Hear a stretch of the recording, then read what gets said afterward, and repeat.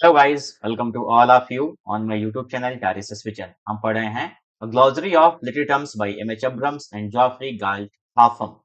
Last class में मैंने आपको पढ़ाया बुक और बुक के एडिशंस को लेकर के।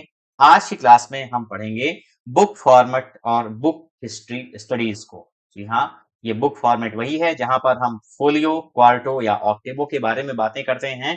और आपको पता होगा कि शेक्सपियर का जो पहला 1623 में कलेक्शन आता है उनके प्लेस का, जिसमें उनके 36 प्लेस होते हैं, उसमें से ठीक है, उस कलेक्शन को हम क्या बोलते हैं, फर्स्ट फोलियो, जो कि 1623 में आता है। और उसके बाद इनका दूसरा सेकंड फोलियो जो आता है वो आप 1623 को ही उल्टा कर दीजिए, 1632 हो जाएगा और 1632 में इनका दूसरा फोलियो आता है।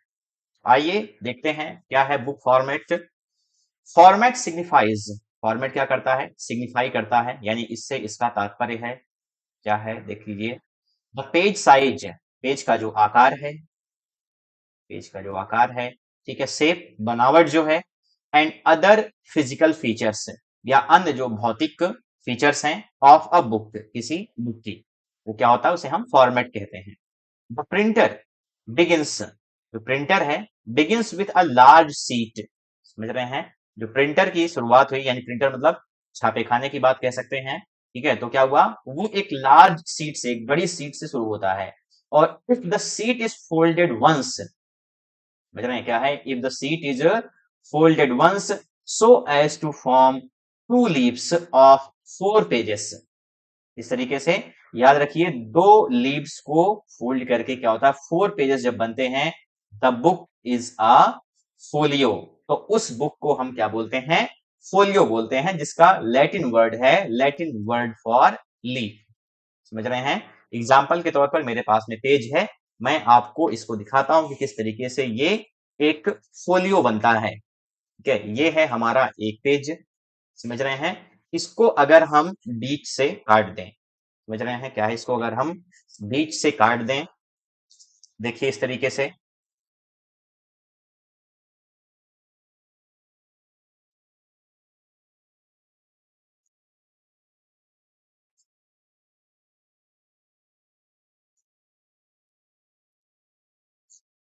इसे हम बीच से काट देते हैं। और देखिए ये क्या हुआ है, ठीक है, फोल्डेड वंस, एक बार इसको फोल्ड किया गया है, एक सीट को, ये एक ही सीट है पूरी, और एक बार इसको हमने क्या किया, फोल्ड कर दिया है। देखिए 2 लीव्स इसके बन गए, एक और ये 2, पहली लीफ और दूसरी लीफ, ठीक है, पहली लीफ और दूसरी लीफ। और आप यहाँ पे देख सकते हैं कितने पेजेस बन गए हैं, 4 पेजेस। कितने पेजेस बन गए हैं, 4 पेजेस, काउंट कर लीजिए। वन, एक तो फ्रंट का हो गया, ठीक है, उसके बाद ये दूसरा हो गया, फिर ये तीसरा हो गया और ये चौथा हो गया। 1 2 3 4, इस तरीके के चीजों को हम क्या कहते थे, फोलियो कहते थे, याद रखिएगा। उधर से भी देख सकते हैं, एक, उसके बाद दो, फिर तीन और ये चार। आगे देखिए, when we refer to the first folio, when we refer to the first Shakespeare folio, for example, उदाहरण के तौर पर, we mean, तो हमारा तात्पर्य है a volume published in 1623, ठीक है, जो क्या हुआ, एक ऐसा वॉल्यूम जो पब्लिश होता है 1623 में, the first edition of Shakespeare's collected place, और ये शेक्सपियर के कलेक्टेड प्लेस का पहला एडिशन है, ये मैं आपको बात बता चुका हूं पहले।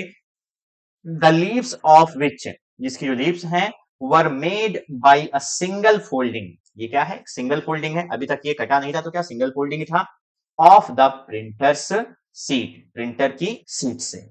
देखिए, अ सीट फोल्डेड ट्वाइस, समझ रहे हैं, अ सीट फोल्डेड ट्वाइस, अभी तक वंस, एक बार इसको फोल्ड किया गया था, अब क्या देखिए, ट्वाइस यानी 2 बार फोल्ड की गई, into 4 leaves makes a quarto, समझ रहे हैं, क्वार्टो बनाती है। A sheet folded a third time into 8 leaves make an octavo. पहले बात कर लेते हैं क्वार्टो को लेकर के, देखिए, अ सीट फोल्डेड ट्वाइस, अब देखिए इस सीट को हम क्या करें, अगर हम इसे फोल्डेड ट्वाइस, दोबारा मोड़ लें, एक बार ये मुड़ी हुई थी, समझ रहे हैं, यहां पर ये मुड़ी हुई है एक बार यहां पर मुड़ी हुई है, अब हम इसको दोबारा मोड़ लेते हैं इस तरीके से, ये हमने क्या किया, इसको दोबारा मोड़ दिया, समझ रहे हैं, दोबारा मोड़ देते हैं, तो हमारे पास देखिए कितने बन जाएंगे कलेक्शन, 1 2 3 4 5 6 7 8 समझ रहे हैं। मैंने क्या किया, मैंने इस सीट को दोबारा मोड़ा। एक बार ये मुड़ी हुई थी ऑलरेडी इस तरीके से। अब मैंने क्या किया, मैंने इसको दोबारा मोड़ दिया। अब अगर मैं दोबारा मोड़ता हूं तो आप देख सकते हैं, एक ये पहला हो जाएगा, पहली सीट, ये इसके पीछे का दूसरा हो गया, ये तीसरा हो गया, ये इसके पीछे का चौथा हो गया, और ये पांचवा हो गया, इसके पीछे का छठवां हो गया, और ये सातवां इसके पीछे का आठवां। ये क्या हो गया आपका, क्वार्टो हो गया। फोलियो आप समझ रहे थे। अब आपके सामने क्वार्टो है। अब अ sheet folded a third time, अब क्या है, एक सीट को अगर आप तीसरी बार फोल्ड करें, समझ रहे हैं, तीसरी बार फोल्ड करने के लिए मुझे क्या करना पड़ेगा, इसको बीच से भी फाड़ना पड़ेगा पहले, ठीक है, क्योंकि अभी तक मैंने मोड़ा था और इसको फाड़ा नहीं था। अब ये मैंने क्या किया, मैंने इस सीट को तीसरी बार क्या कर दिया है, फोल्ड कर दिया है। सॉरी, ये हो गया था हमारा क्वार्टो वर्जन था। क्वार्टो में मैंने आपको बताया 1 2 3 4 5 6 7 8 तो हो गया। अब देखिए, अ sheet folded a third time, तो मैं क्या करूंगा, इस सीट को तीसरी बार फोल्ड कर दूंगा। तीसरी बार फोल्ड करने का मतलब, मैं यहां से इसको, समझ रहे हैं, ये बीच से लेकर के मैंने इसको फिर से यहां पर फोल्ड कर दिया, समझ रहे हैं। अब मैंने इसको यहां से फोल्ड कर दिया। अब देखिए कितनी लीव्स बन गई, इनटू 8 लीव्स, समझ रहे हैं। 8 कैसे देख लीजिए, 1 हो गया, 2 हो गया, 3 हो गया, 4 हो गया, 5 हो गया, 6 हो गया, 7 हो गया, 8 हो गया, 8 लीव्स हो गई। और 8 लीव्स में आप जानते हैं जितनी लीव्स उसका दोगुना सीट हो जाता है, तो 8 दूनी 8 इंटू 2 क्या हो जाएगा, 16 हो जाएगा, 16 हो जाएगा। 1 2 3 4 देख सकते हैं आप, 1 2 हो गया, 3 4 हो गया, 5 6 7 8 9 10 11 12 13 14 15 16, इस तरीके से ये क्या हो गया आपका, ऑक्टेव हो गया, समझ रहे हैं। अब क्या होगा, इन अ डुओ डेसिमो, डुओ डेसिमो वॉल्यूम में सीट इज फोल्डेड, ठीक है, एक सीट को फोल्ड किया जाता है एज टू मेक 12 लीव्स, समझ रहे हैं कितने, 12 लीव बनाने के लिए। तो आप देख रहे हैं 2 से 4 हुआ, 4 से 8 हुआ, ठीक है। अब 8 के बाद आपका क्या हो जाएगा, ठीक है, ये हो जाएगा 16, सॉरी 12 में हो जाएगा। A seat is folded as to make 12 leaves, समझ रहे हैं। अब इसको अगर मैं दोबारा मोड़ूंगा तो ये क्या हो जाएगा आपका, 12 लीव्स इसमें बन जाएंगे, और 12 लीव्स बनेंगे तो आपको पता है उसका दोगुना सीट हो जाएगा, 12 दूना 24 आपका लीव हो जाएगा, समझ रहे हैं। अभी तक 8 लीव्स था, ऑक्टेवो बना जिससे, ठीक है, 8 लीव्स 16 सीट हो गया, और 12 लीव्स होगा तो क्या हो जाएगा, 12 का दुगुना कितना हो जाएगा, 24 सीट आपकी हो जाएगी, 24 सीट्स हो जाएंगे। तो इसको अगर मैं मोड़ूंगा दोबारा तो ये आपका 24 सीट हो जाएगा। लेकिन आप एक चीज ये भी गौर कर सकते हैं इसमें, कि जितनी बार आप देख रहे हैं मैं इसको मोड़ रहा हूं, उतनी बार इसका साइज छोटा होता जा रहा है, उतनी बार इसका साइज जो है वो छोटा होता गया पेज का। इसलिए यहां पे देखिए आगे बताया गया है, क्या है, the more leaves into which a single seat is divided, यानी एक सिंगल सीट को आप जितनी लीव्स में डिवाइड करेंगे, द स्मॉलर द लीफ, तो उतनी ही लीफ आपकी क्या होती जाएगी, छोटी होती जाएगी, इस तरीके से। सो दैट, इस तरीके से, दीज टर्म्स, ये जो टर्म्स हैं, indicate the dimensions of a book, समझे क्या करते हैं, ये किसी किताब के डायमेंशंस की ओर इंडिकेट करते हैं, संकेत करते हैं कि उसका आकार, साइज क्या है।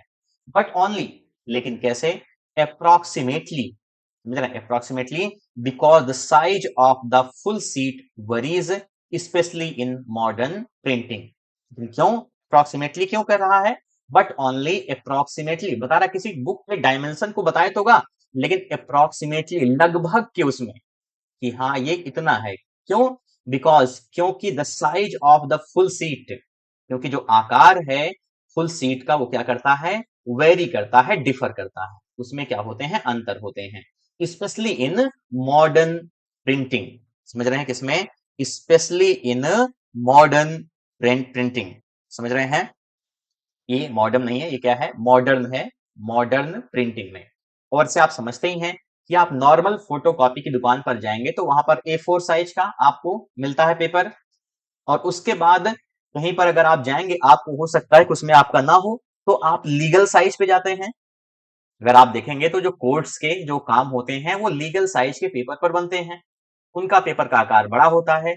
लेकिन कभी कभी आपको अपने घर का नक्शा निकलवाना होता है, घर का नक्शा निकलता है, तो उसके लिए और बड़ा प्रिंटर हमें चाहिए होता है और बड़ी सीट चाहिए होती है।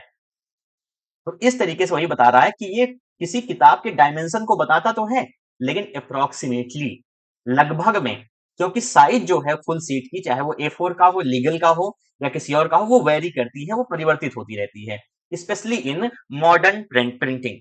विशेषतया कहां पर? मॉडर्न आधुनिक प्रिंटिंग में। इट कैन बी सेड, ऐसा कहा जा सकता है, हाउएवर, हालांकि, दैट अ फोलियो, ठीक है, ये जो फोलियो है वो क्या है? Is a very large book, ये एक बड़ी विशाल किताब है। अब quarto is the next in size, समझ रहे हैं? क्वार्टो उसके बाद की साइज है, फोलियो के बाद की, with a leaf that is nearly square, समझ रहे हैं? क्या है? एक ऐसी लीफ जो लगभग क्या रहेगी? स्क्वायर रहेगी। स्क्वायर मतलब आपका जो साइज है वो कैसा रहेगा? एक वर्गाकार होगा। द थर्ड इन साइज ऑक्टेवो, तीसरी साइज किसकी है? ऑक्टेवो की, अभी मैंने आपको बताया। इज द मोस्ट, वो क्या है? The most frequently used in modern printing, वही क्या है? आज की आधुनिक प्रिंटिंग में सबसे ज्यादा फ्रिक्वेंटली उसी को इस्तेमाल किया जा रहा है, समझ रहे हैं? अब देखिए, as this book is open in front of you, अब ये किताब जैसे आपके सामने ओपन है, ठीक है, बता रहा है वो कि ये किताब जैसे आपके सामने ओपन है, the page on the right is called a recto, तो आप वहां से देखेंगे तो ये आपका जो पेज है वो क्या है? वो रेक्टो है। Latin for the, Latin for on the right, recto का मतलब क्या होता है? Latin for on the right, यानी आपके सामने किताब खुली हुई है, आपका ये जो पेज होगा इस तरफ का, आपके हाथ की तरफ का, दाहिने हाथ की तरफ का, तो वो क्या होता है? वो रेक्टो होता है। और क्या? And the page on the left, और ये जो बाएं तरफ का पेज होगा उसे हम क्या बोलते हैं? वर्सो बोलते हैं, समझ रहे हैं? लेफ्ट की तरफ का जो पेज होगा वो वर्सो होगा। ध्यान से देख लीजिए, ये आपका राइट होगा और ये आपका लेफ्ट होगा, समझ रहे हैं? ये आपका राइट है, ये आपका रेक्टो होता है, और ये आपका लेफ्ट जो है वो वर्सो होता है। लैटिन फॉर टर्न्ड, और इसका मतलब क्या होता है लैटिन भाषा में? टर्न्ड। द सोलोफोन, एक नया टर्म देख लीजिए आपके लिए, द सोलोफोन इन ओल्डर बुक्स, ये बहुत आम क्वेश्चन है, ठीक है, आप याद रखिएगा, ये हर जगह पूछ लिया जाता है, रेक्टो और वर्सो। और आपको याद होगा कि न्यूज़पेपर में मैंने आपको कभी बताया है कि एक एडिटोरियल का पेज आता है, कौन सा होता है? एडिटोरियल यानी संपादकीय पेज होता है, और वो हमेशा आप देखेंगे किसी भी न्यूज़पेपर में आपके वर्सों पर रहता है, वर्सों यानी कि लेफ्ट पेज में रहेगा वो, आप ये बात तय मान लीजिए कि वो हमेशा वर्सों पर होता है, लेफ्ट पेज पर होता है। तो अब लेफ्ट पेज के जो राइट में आएगा, यानी वर्सों के जो राइट में रहता है, उसे हम ओपेड पेज बोलते हैं, याद रखिएगा, ओपेड पेज बोलते हैं। यहाँ पर मेंशन नहीं है वो, याद रखिएगा इसे अपने, ठीक है, नॉलेज में डाल लीजिए, उसे हम क्या बोलते हैं? ओपेड पेज बोलते हैं। अब देखिए, द सोलोफोन इन ओल्डर बुक्स, सोलोफोन जो है वो पुरानी किताबों में वाज अ नोट, वो एक नोट हुआ करता था, एट द एंड, एंड मतलब अंत में, किताब के अंत में, स्टेटिंग सच फैक्ट्स, जहां पर क्या होते थे? कुछ तथ्य हमारे सामने होते थे, बताए जाते थे, जैसे क्या? एज अ टाइटल, किताब का शीर्षक क्या है, ठीक है, ऑथर, लेखक क्या है, प्रिंटर यानी किसने इसको प्रिंट किया हुआ है, पेंगुइन ने प्रिंट किया है या सेतु प्रकाशन से पब्लिश हुई है, दुनिया भर के प्रिंटर हैं, एंड डेट ऑफ इशू, और इसका जो संस्करण आया हुआ है वो किस तारीख को आया हुआ है, इसके बारे में बताया जाता था। इन मॉडर्न बुक्स, अब देखिए आधुनिक किताबों में, the colophon is ordinarily in the front, वो क्या होता है? ठीक है, साधारणतया आपके सामने होता है, ऑन द टाइटल पेज, किस पर? टाइटल पेज पर, किस पर है? टाइटल पेज पे, याद रखिएगा, क्या है? With reference to modern books, अगर आप बात करिए आधुनिक किताबों को लेकर के, colophon has come to mean, समझ रहे हैं? सोलोफोन क्या है? कम टू मीन, उसका मतलब वो ये आ चुका है, द पब्लिशर्स एम्बलम, पब्लिशर का जो लोगो है, सच एज, ठीक है, सच एज टॉर्च, समझ रहे हैं? सच एज क्या है? सच एज अ टॉर्च, ये टू नहीं है, ये आ है, such as a torch. Harper, यानी हार्पर जो पब्लिकेशन है उसका क्या है? मसाल है। आप देखेंगे कि जलती हुई मसाल जो है ये इसका क्या है, आपका लोगो है। और क्या है, एन आउल, उल्लू किसका पब्लिकेशन है, किसका लोगो है, हॉल्ट का। समझ में क्या है, हॉल्ट का जो लोगो है वो क्या है, आउल है। सिप किसका है, वाइकिंग का है। एक जहाज का वाइकिंग जो पब्लिकेशन है उसका वाइकिंग है। पेंगुइन का आपने देखा होगा, पेंगुइन चिड़िया बनी रहती है। किस तरीके से वो लोगो होता है, हर किताब का, हर पब्लिशर का एक विशेष लोगो होता है। जैसे आप देख लीजिए कि एमएच अब्राम्स आपके सामने जो बुक है, समझ रहे हैं, वो क्या है, सिंगेज लर्निंग की किताब है। या आप मान लीजिए मेरे पास में एक उपकार पब्लिकेशन की किताब है। उपकार पब्लिकेशन का आप देख सकते हैं लोगो क्या है, ये यहाँ पर दिया हुआ है, ये क्या है, लोगो है। ठीक है, अब बात करते हैं आगे बुक हिस्ट्री स्टडीज की। उम्मीद करता हूं मैं कि आप ये चीज समझ गए होंगे। आते हैं अपने अगले टर्म पर, बुक हिस्ट्री स्टडीज, यानी किताबों के इतिहास के बारे में हम अध्ययन करते हैं। Investigations of all the factors, ठीक है, किसी भी फैक्टर की, यानी सारे फैक्टर्स की छानबीन, इन्वॉल्व्ड इन द प्रोडक्शन, जो किसमें इन्वॉल्व रहे, प्रोडक्शन में यानी उत्पन्न करने में, डिस्ट्रीब्यूशन बांटने में, and reception of recorded texts. ठीक है, ये क्या है, बुक हिस्ट्री स्टडीज है, investigation of all the factors involve in the production, यानी उस किताब को प्रोड्यूस करने में जो भी फैक्टर्स, यानी जो भी इंपॉर्टेंट फैक्टर, महत्वपूर्ण कारक रहे, ठीक है, डिस्ट्रीब्यूशन उसको बांटने में, and reception of recorded text, ठीक है, और रिकॉर्डेड टेक्स्ट यानी वो जो बुक आ गई आपके सामने उसके रिसेप्शन में, रिसेप्शन का मतलब यहाँ पे क्या है, आतिथ्य आप समझ लीजिए, उसके इन्वेस्टिगेशन की जो भी बातें होती है उसको हम बुक हिस्ट्री कहते हैं। यानी किसी किताब को कैसे अस्तित्व में वो आती है, कैसे उसको प्रोड्यूस किया गया, कैसे डिस्ट्रीब्यूट किया गया और कैसे उसको रिसेप्शन किया गया, उस चीज को हम बुक हिस्ट्री स्टडीज कहते हैं।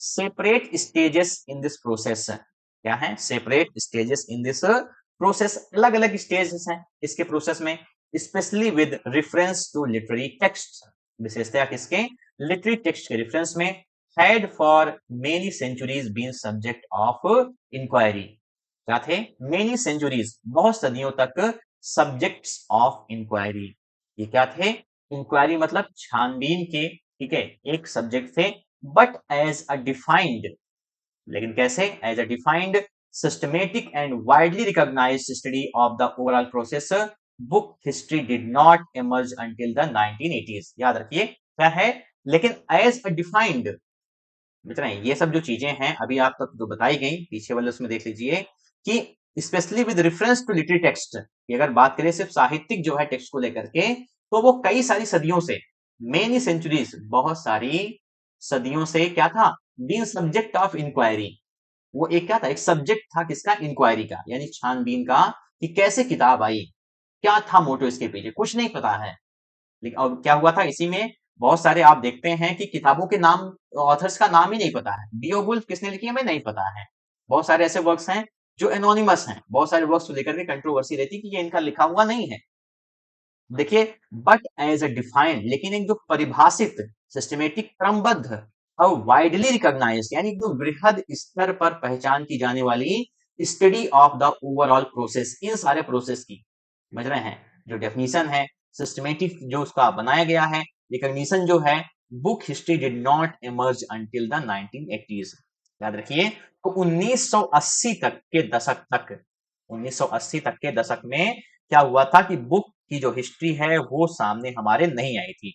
With in a few decades, कुछ सालों में, दिस एरिया, ये जो एरिया था, became the subject of special journals, इसका सब्जेक्ट हुआ ना स्पेशल जर्नल्स का, बुक्स का, एंड लर्नेड कॉन्फ्रेंसेस, और जो कॉन्फ्रेंसेस हैं, परिचर्चाएं हैं विद्वानों की उसमें, एंड इज इंक्रीजिंगली, और क्या है, इंक्रीजिंगली का मतलब बढ़ते हुए, being taught in university courses, आज उसको विश्वविद्यालय के कोर्सेस में पढ़ाया जा रहा है ये सब।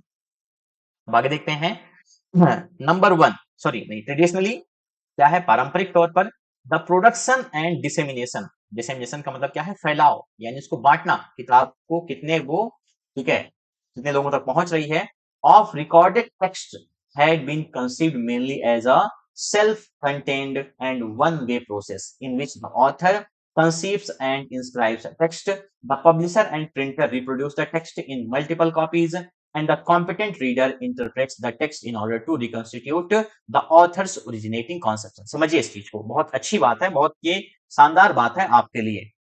कुछ चीजें एग्जाम के पर्पज से सही सही होती हैं, आपके नॉलेज के पर्पज से भी बहुत वो बेहतर होती हैं। तो देखिए क्या है कि पारंपरिक तौर पर traditionally the production and dissemination of recorded text आप मान लीजिए बुक को क्या था, ठीक है, जो उत्पाद है, प्रोडक्शन मीन्स क्या है, ठीक है, जो उत्पाद, एंड डिसेमिनेशन यानी फैलाव, किसी किताब को बनाना, प्रोडक्शन मीन्स आप बनाना मान लीजिए, ठीक है, और क्या, उसको फैलाव करना, उसको बांटना, कि हैड बीन कंसीव्ड मेनली, उसको माना गया था, कंसीव्ड मीन्स सोचा गया था, मेनली मतलब मुख्य रूप से as a self contained and one way process. क्या है, self contained and one way process है, यानी कि एक ऑथर की सेल्फ कंटेंट वो सोच है और एक वन वे प्रोसेस है। हमने लिखा, पब्लिशर को दिया, पब्लिशर ने छापा और उसके बाद वो आम जनता तक पहुंच गया। बातें कुछ और भी हैं, इन सब के अलावा भी हैं। अब देखिएगा, इन विच ये जो वही प्रोसेस था जिनमें बताया गया, द ऑथर कंसीव्स मीन्स सोचता है वो, ठीक है, कंसीव का मतलब क्या होता है, टू बिकम प्रेग्नेंट भी होता है, जिसका मतलब कोई आइडिया आपके मन में आना। In which the author conceives and inscribes a text, क्या करता है, कोई ऑथर जो है किसी टेक्स्ट को सोचता है और फिर लिखता है। द पब्लिशर एंड प्रिंटर, जो प्रकाशक महोदय हैं और जो कौन, ठीक है, प्रिंटर वाले हैं, छापने वाले, रिप्रोड्यूस द टेक्स्ट, वो उसी टेक्स्ट को रिप्रोड्यूस करते हैं इन मल्टीपल कॉपीज, ठीक है, अनगिनत कॉपीज में। एंड द कॉम्पिटेंट रीडर, और जो योग्य पाठक होता है क्या करता है, इंटरप्रेट्स द टेक्स्ट, वो पढ़ता है टेक्स्ट को और सोचता है, इन ऑर्डर टू रिकॉन्स्टिट्यूट, ताकि वो क्या करे, रिकॉन्स्टिट्यूट, फिर से बना सके द ऑथर्स ओरिजिनेटिंग कॉन्सेप्शन, कि जो ऑथर है, लेखक, उसका जो ओरिजिनेटिंग, यानी कि कैसे ये किताब अस्तित्व में आती है, उसके पीछे क्या दृष्टिकोण रहा होगा, क्या ऑथर का इंटेंशन रहा होगा, क्या इरादा रहा होगा, क्या उसके फैक्टर्स रहे होंगे जिसकी वजह से ये चीजें उसके सामने आती हैं। और देखिए, from this age old view, इस पुराने, ये क्या था, ये जो है एज ओल्ड व्यू है, यानी ऑथर ने लिखा, प्रिंटर को दिया, प्रिंटर ने छापा, उसके बाद आपके पास आ गया, ये एज ओल्ड व्यू यानी पुराना व्यू है ये। The current discipline of book history differs in three principal ways. अब देखिए, अब जो करंट यानी कि जो वर्तमान, ठीक है, डिसिप्लिन है, अनुशासन है किसका, ऑफ बुक हिस्ट्री, किताब के इतिहास का, डिफर्स, वो क्या होता है, परिवर्तित होता है, बदलता रहता है, इन थ्री प्रिंसिपल वेज, तीन मुख्य तरीके में, क्या होता है, differs in three principal ways, वो तीन मुख्य तरीके से बदलता रहता है। देखियो क्या है, नंबर वन की बात करें, ट्रेडिशनल डीलिंग्स, अगर आप बात करिए पारंपरिक तौर तरीकों की, with each stage, प्रत्येक stage in the production and dissemination of literary texts had been normative and evaluative। यह बता रहा है कि क्या है, कि ट्रेडिशनली अगर बात करें, with each stage, प्रत्येक स्टेज में, in the production and dissemination, यानी कि किताब को बनाने में और उसको लोगों तक पहुंचाने में किसी लिटरेरी टेक्स्ट को had been normative and evaluative, ठीक है, ये क्या था, नॉर्मेटिव था और इवेल्युएटिव था, समझ रहे हैं। और क्या दैट इज, इसका मतलब क्या है, देखिए, literary authors were judged to be good और बैड। इवेल्युएशन का मतलब क्या था, कि ऑथर को हम क्या करते थे, जज करते थे कि वो अच्छा है या बुरा है, मेजर है या माइनर है, बड़ा है या छोटा है। Bibliographers set out to establish a single valid text free from what were called corruptions by agents other than the originating author. See textual criticism and interpretation of the text by readers were judged to be right or wrong, good or bad, sensitive or insensitive। देखिए, बहुत बड़ी बात कह रहा है, वो कह रहा है कि जो लिटरेरी ऑथर्स थे, were judged to be good और बैड, उनको जज किया जाता था कि वो अच्छे हैं या बुरे हैं, यानी ये नॉर्मेटिव और इवेल्युएटिव का पैटर्न था, मेजर है या माइनर है, बड़े हैं या छोटे हैं। बिब्लियोग्राफर्स जो होते थे, सेट आउट टू स्टेब्लिश, वो निकल पड़ते थे, स्टेब्लिश मींस स्थापित करने में, क्या, अ सिंगल वैलिड टेक्स्ट, कि यही वैलिड टेक्स्ट है, यानी कि यही ओरिजिनल है, कोई पायरेटेड कॉपी आपके हाथों में नहीं जा रही है। उसका एक लाइसेंस होता था, ISBN नंबर पड़ता है हर किताब के पीछे, और वो नंबर क्या करेगा, कोई भी ISBN नंबर आप देखते होंगे, ये जो है किताब के पीछे ये लिखा हुआ है, देख सकते हैं, ये क्या है, ISBN नंबर होता है। तो इससे क्या, free from what were called corruption, हम क्या करते थे, भ्रष्टाचार से इसको बचा सकते थे, समझ रहे हैं, भ्रष्टाचार से इसको बचा सकते थे बाई एजेंट्स, उन एजेंट्स से जो क्या है, other than the originating author, यानी जिसने उत्पन्न किया उस लेखक से, उससे परे जो एजेंट्स होते थे उनसे। And interpretations of the text, और टेक्स्ट को जो इंटरप्रेट करते थे यानी उसको समझते थे, और किस by readers were judged to be right और रॉन्ग, समझ रहे हैं, of the text by readers were judged to be right और रॉन्ग, गुड और बैड, सेंसिटिव और इनसेंसिटिव। इसी टेक्स्ट को पढ़ने के बाद जो है रीडर समझता था कि क्या है, ऑथर राइट या रॉन्ग है, गुड या बैड है, सेंसिटिव है या इनसेंसिटिव है। इन कंट्रास्ट अगर बात करिए आप इसके विपरीत, करंट एक्सपोनेंट्स ऑफ बुक्स, समझ रहे हैं, करंट एक्सपोनेंट्स, एक्सपोनेंट्स क्या है, प्रतिपादक जो है, यानी आज जो बनाने वाले हैं of book history, tend to be objective and non judgmental. क्या है, इसके विपरीत आज क्या है, करंट एक्सपोनेंट्स ऑफ बुक, आज जो बुक को जो प्रोड्यूस कर रहे हैं, book history, tend to be objective and non judgmental, किताब क्या करती है, वो ऑब्जेक्टिव रहती है, यानी किताब के जो, ठीक है, यानी हम पढ़ेंगे तो हम क्या करेंगे, ऑब्जेक्टिव अप्रोच को लेके चलते हैं, एंड नॉन जजमेंटल, हम जज नहीं करेंगे किताब को।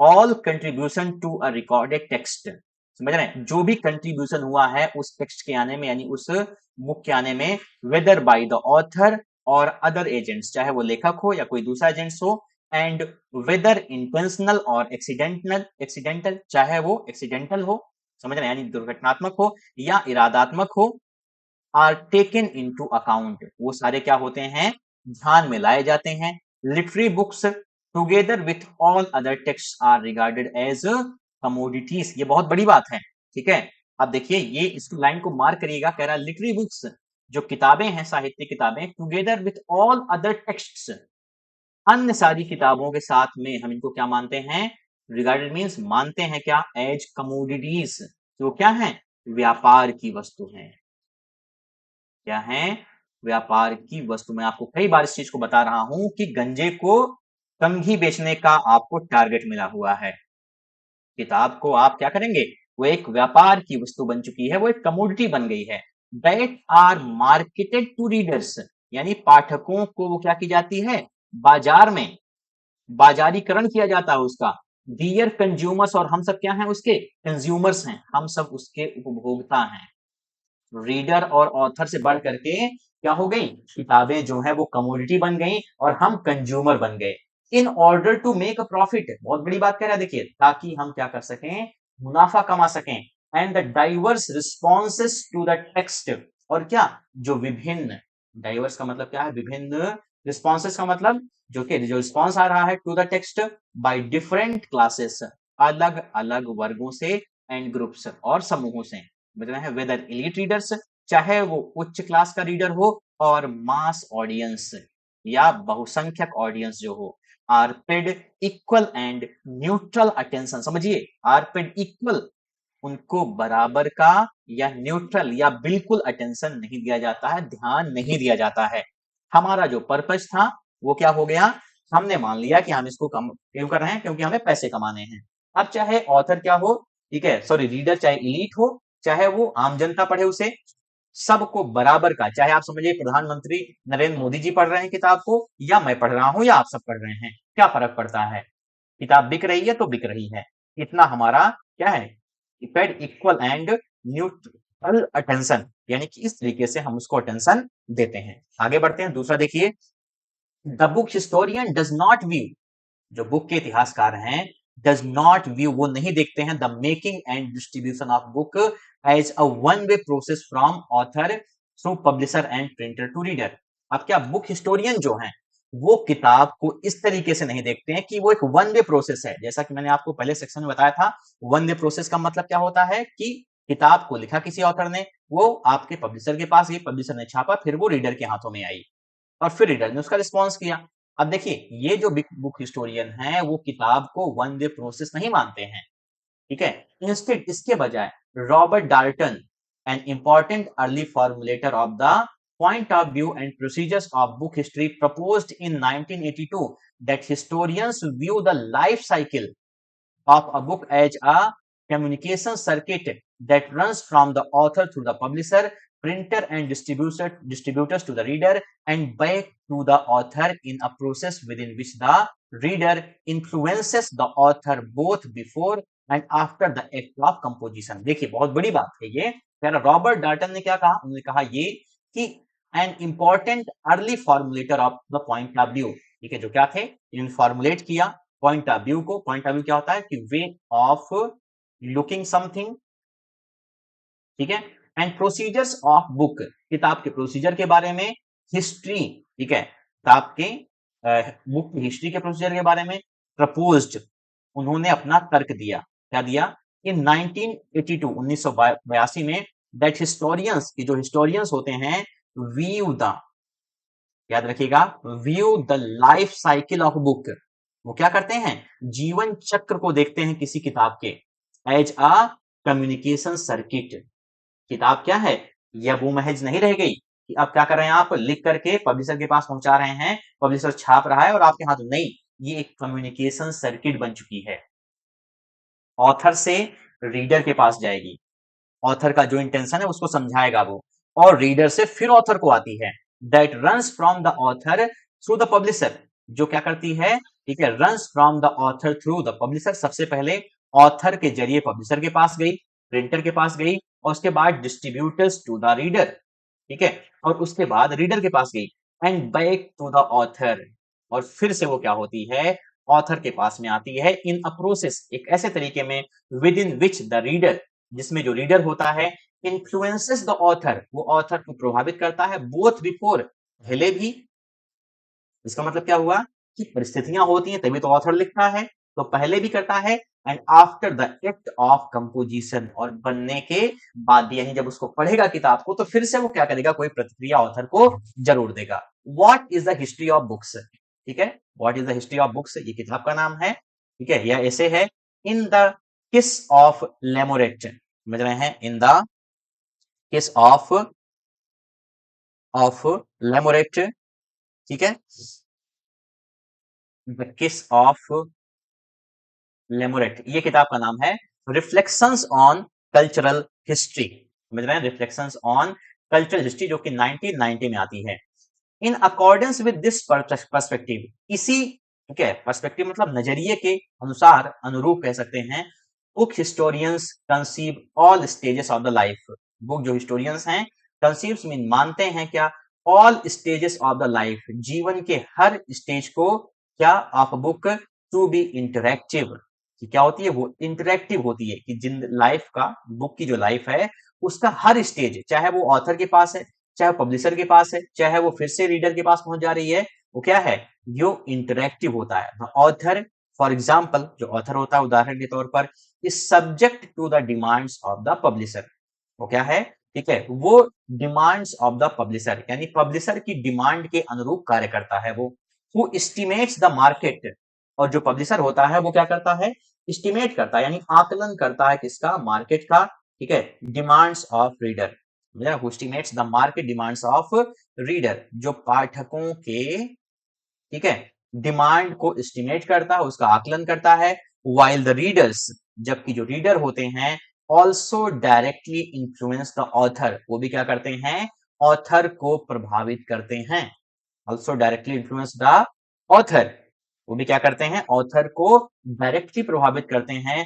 हु, जो कि क्या करता है, इन कंपोजिंग अ वर्क, किसी वर्क को, यानी किसी बुक को लिखने में, एंटिसिपेट्स द प्रेफरेंसेस, सोचता है किसके बारे में, प्रेफरेंसेस के बारे में, कि वो किसको प्राथमिकी दे, किसको प्राथमिकता दे। इसलिए आप देखते हैं कि बहुत सारे, ठीक है, ऑब्सिनिटी के सीन्स किताबों में आते हैं, इरोटिक सीन्स दिया है। चेतन भगत की कोई भी नॉवेल होगी, उसमें कोई भी आप देखते हैं ऐसी नॉवेल नहीं है जिसमें आपको इरोटिक सीन ना मिले, और ओपनली बात करता है। तो ये क्या है, ये आज के दौर की बातें हो गई हैं।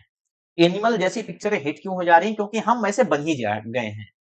Preferences of a potential audience, यानी एक जो पोटेंशियल ऑडियंस होता है वो इन सब चीजों को एंटिसिपेट करता है। ठीक है। अगला point, in defining the overall communication circuits, ठीक है, इन defining the overall communication circuit, अगर आप डिफाइन करें ओवरऑल कम्युनिकेशन सर्किट को, तो रॉबर्ट डेंटन ने इंफसाइज जोर दिया also that book history deals with each phases of this process.